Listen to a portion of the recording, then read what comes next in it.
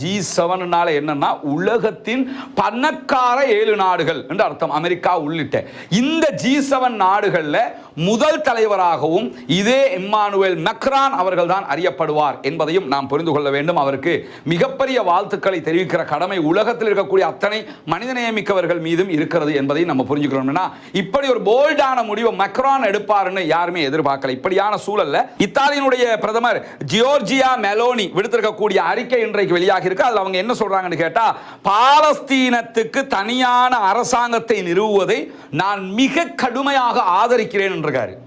நாங்க பாலஸ்தீனத்துக்கு தனியான ஒரு அரசாங்கம் வரணும்ங்கிறத மிக தெளிவாகவே ஆதரிக்கிறோம், இதுல எந்த மாற்று கருத்தும் கிடையாது என்பதையும் அறிவித்திருக்கிறார்.